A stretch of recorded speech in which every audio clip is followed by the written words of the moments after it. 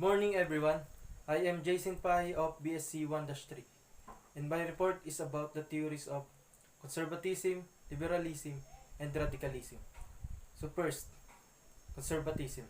What is conservatism? Conservatism, it means the people or the society use a traditional way when it comes to change or innovation. Conservatism also is about the inherent preference for the history. It is focusing on our cultures, beliefs, traditions, and etc. together with values and rules. In short, it is running and revolving when time goes by. The concepts of conservatism admires traditional way against social change and believes that the innovation must seen slowly in a society. The next theory is about liberalism. Liberalism came from the Latin word liberal, means free. In simple explanation, it means being open to a new opinion and disregard the traditional values. Liberalism also is about the quality or state of being liberal. On the other hand, liberalism is based on philosophy. It centers around individuals, and those individuals should have freedom. It is also about wants or acts of having a respect for human beings. And lastly, for protection of political and civil liberties. Liberalism theory is one of the more positive theories in international relations. In politics, liberalism stands for scientific rationality and freedom. In government, it champions individual rights and democracy. And in economy, it believes in free market capitalism as the best model. Our next and last theory is radicalism theory. Radicalism comes from Latin word radicalis, which means of or having root, which in turn arose from radix or root. Political science, radicalism believes that the society needs to be changed, but it can be possible only through dramatic change or revolutionary change.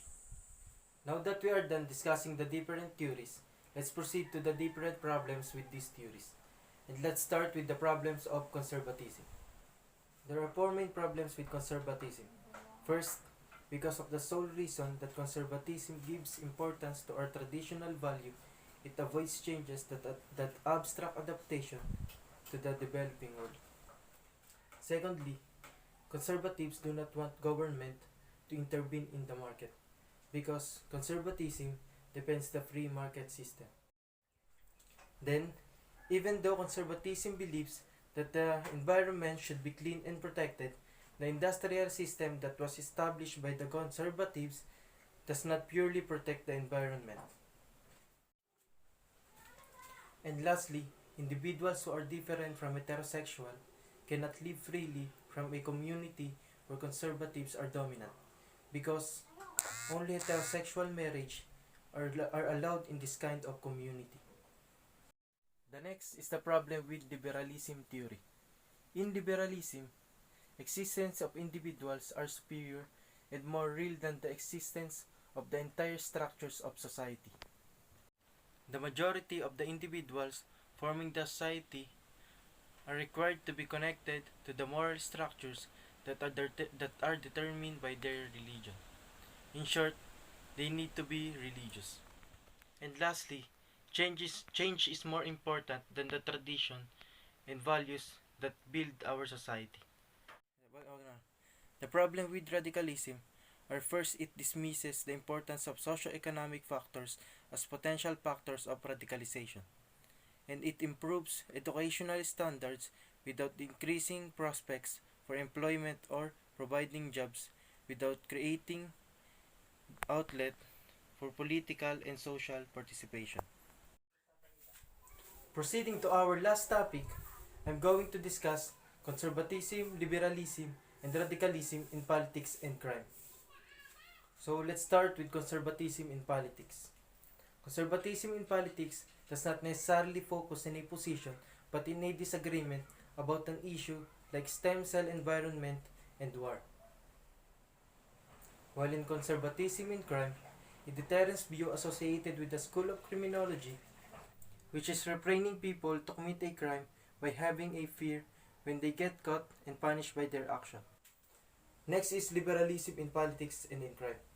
When we say liberalism in politics, Political liberalism recommends its principles as a way of fairly resolving disagreement in a pluralistic society. It does not expect free and equal citizens to agree on one comprehensive conception. It instead locates on overlapping consensus in the midst of reasonable pluralism. While in liberalism and crime, liberals see the causes of crime as a more complex, stressing both psychological and social or cultural causes, and crime stems from inequality, sexism, and racism. Last is radicalism in crime and in politics. When we say radicalism in crime, prison should focus on rehabilitated via work, education, and social skills enhancement. While in radicalism in politics, the one who desires extreme change as part of all the social order. The word is first used in political sense in England, and its introduction was generally ascribed to Charles James Fox, who in 1797 declared for radical reforms consisting of a drastic expansion of the franchise to the point of universal manhood suffrage. So that's it. That's the end of my discussion. I hope you learned something from my report. Thank you and God bless.